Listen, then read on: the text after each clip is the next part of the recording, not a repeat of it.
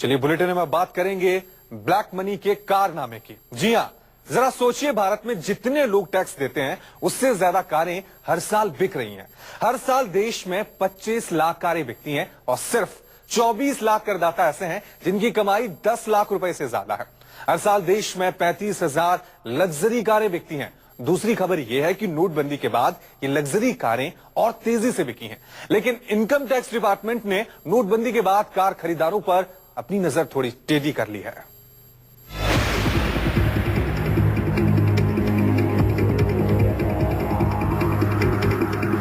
जिसने खरीदी महंगी कार, उस पर लगी आईटी की रडार। नोटबंदी में कैसे हुआ गुलजार महंगी कार का बाजार।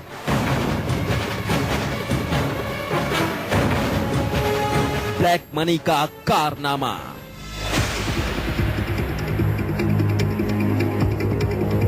नोटबंदी के बाद 1.5 महीने में काले धन के कुबेरों ने काले को सफेद करने का हर हथकंडा अपनाया है।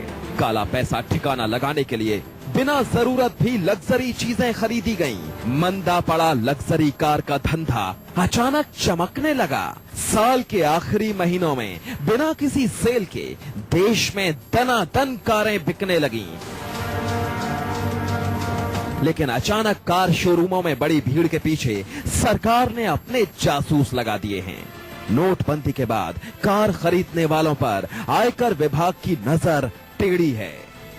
आयकर विभाग ने देश भर के बड़े कार डीलरों को नोटिस जारी किया है। इस नोटिस में उन खरीदारों के नाम और पते मांगे गए हैं जिन्होंने 1 नवंबर के बाद से कारें खरीदी हैं। कारों की बिक्री में अचानक उछाल देखने के बाद आयकर विभाग ने ये नोटिस भेजा है। सरकार की नजर कार खरीदने वालों पर भी है। जिन्होंने कैश से व्यवहार किया है, जिन्होंने चेक से व्यवहार नहीं किया, कैश से व्यवहार किया है, उनके लिए मुश्किलात हो सकती है।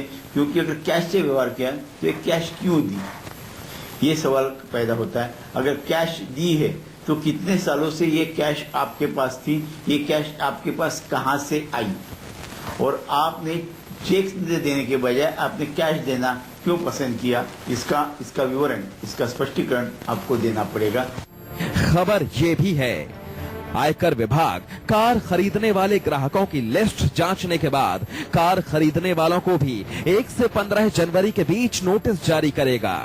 इनकम टैक्स डिपार्टमेंट ने कार खरीदने वाले ग्राहकों की पूरी जानकारी मांग ली है। इनकम टैक्स डिपार्टमेंट को आशंका है कि 8 नवंबर यानी नोटबंदी के बाद कार खरीदने वालों ने ब्लैक मनी को ठिकाने लगाने के लिए बिना जरूरत कारें खरीदी और उनकी मदद कार डीलरों ने की। नवंबर के आखिर में खरीदी गई कारों को डीलरों ने 8 नवंबर से पहले यानी बैक डेट में बिका हुआ दिखा दिया।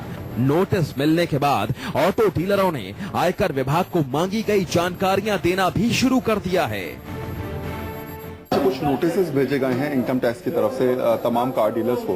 कुछ गाड़ियों के डीलर्स ने मुनाफा कमाने के लिए भी कुछ कहीं ना कहीं किया होगा। नहीं, मुझे नहीं लगता ऐसा किसी ने किया होगा। ऐसा कुछ नहीं, ऐसा कुछ भी नहीं। लेकिन अब आप लोगों को अपनी दिखानी पड़ेगी, सेल कितनी रही, कैसे रही, वो सब तो डाटा आप लोग बिल्कुल दिखाएंगे, सब डाटा होगा। जी बिल्कुल। इनकम टैक्स डिपार्टमेंट के जॉइंट डायरेक्टर इन्वेस्टिगेशन की ओर से दिए गए इस नोटिस में डीलर्स से पूछा गया है 1 नवंबर 2016 से अब तक बुक की गई कारों का पूरा ब्यौरा, डिलीवर हुई कारों का पूरा ब्यौरा, कार खरीदने वाले का पूरा नाम पता, खरीदी गई कारों का मॉडल नंबर, खरीदी गई कार की कीमत, बुकिंग की तारीख, बुकिंग के लिए दी गई रकम, भुगतान का तरीका कैश या चेक, डिलीवरी स्टेटस, कार दी गई या नहीं, रसीद नंबर, बिक्री से जुड़े सारे कागजात। पिछले 1.5 महीने में जिन लोगों ने अपने ब्लैक मनी से लग्जरी गाड़ियां खरीदी हैं, अब इनकम टैक्स की नजर उन पर है। ऐसे में तमाम कार डीलर्स से उनकी जानकारी मंगाई गई है जिन्होंने पिछले 1.5 महीने में अपनी ब्लैक मनी से लग्जरी गाड़ियों में पैसा इन्वेस्ट किया है। इतनी सारी जानकारी के अलावा इनकम टैक्स डिपार्टमेंट ने कार डीलर्स के पिछले 1.5 महीने के बैंक खातों की डिटेल भी तलब कर ली है। मतलब साफ है, आयकर विभाग अब ब्लैक मनी से कार खरीदने वालों पर शिकंजा कस चुका है। दिल्ली से वरुण के साथ दीपक दुबे, मुंबई, न्यूज 24। नोटबंदी के बाद से कारों की बिक्री के आंकड़े चौंकाने वाले हैं। लोग एक एक नोट को तरस रहे हैं एक तरफ, लेकिन बिना किसी सेल के साल के आखिर महीनों में भी पैसेंजर व्हीकल की बिक्री बढ़ी है। लग्जरी कारें तो नोटबंदी के दौरान जमकर खरीदी गई। काले धन के कुबेरों ने 10 लाख से महंगी कारें तो खूब खरीदी, लेकिन पुरानी और छोटी कारों की बिक्री नहीं बढ़ी।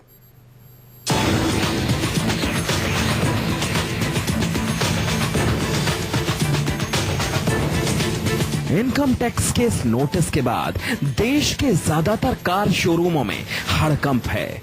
लगा तो ये था कि नोटबंदी के ऐलान के बाद कारों की मांग में कमी आ जाएगी, लेकिन हुआ ठीक इसका उल्टा।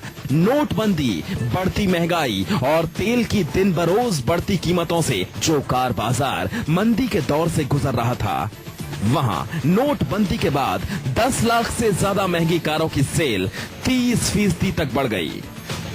अप्रोक्सीमेटली 30% की ग्रोथ हुई है इंडस्ट्री में। 30% की ग्रोथ हुई है आपकी। और जो बड़ी गाड़ी है, लग्जरी जैसे सियाज गाड़ी है, उसमें कितनी ग्रोथ हुई है? वो ज्यादा बिकी है? वो भी ज्यादा बिकी है।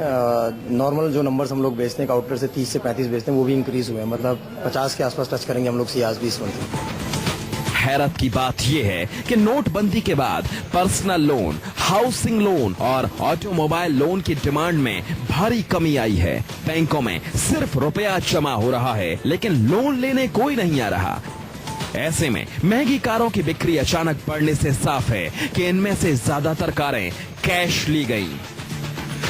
हालांकि नियम के मुताबिक 2 लाख से ज्यादा का भुगतान कैश नहीं किया जा सकता।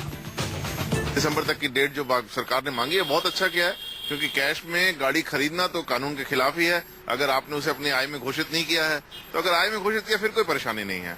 अगर आपने जितना भी पैसा कैश में आपका कैश इन हैंड से आपने खरीदा है, अपना परमानेंट अकाउंट नंबर दिया है, तो ऑटोमेटिकली डीलर ने उसके ऊपर टैक्स कलेक्शन एट सोर्स काटा होगा।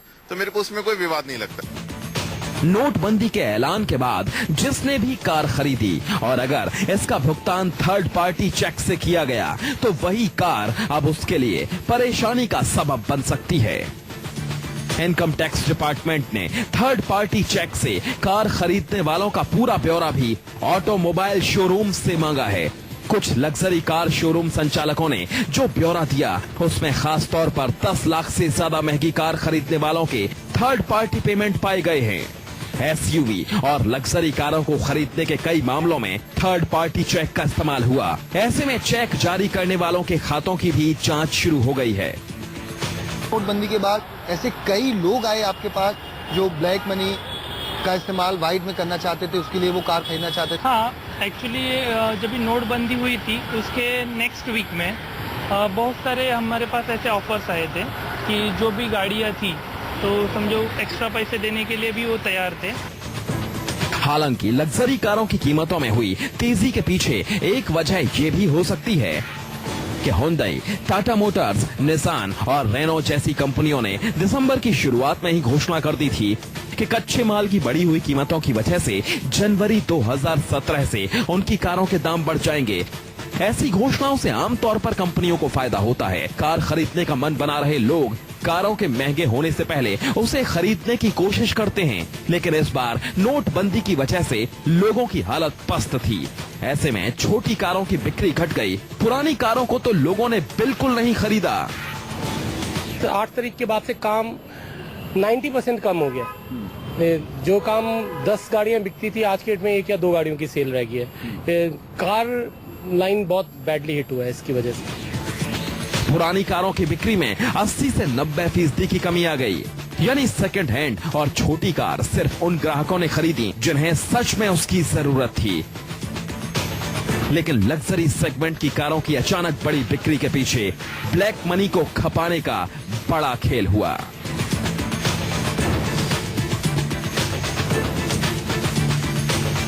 नवंबर को नोटबंदी के ऐलान के बाद जहां देश में नकदी की भारी किल्लत थी, इस दौरान लग्जरी कारों की बिक्री में तेजी देखी गई। इनकम टैक्स विभाग को अंदेशा है कि जिनके पास काला धन था, उन्होंने अपने काले धन को लग्जरी कार खरीदने में खपा दिया। अब ऑटोमोबाइल डीलरों को इनकम टैक्स विभाग नोटिस भेजकर ये जानना चाह रहा है कि आखिर ये कारें खरीदी किसने। कैमरामैन मस्तान सिंह के साथ मनीष कुमार, न्यूज 24, दिल्ली। एक छोटा सा ब्रेक ले रहे हैं, फौरन हाजिर होंगे। देखते रहिए न्यूज 24।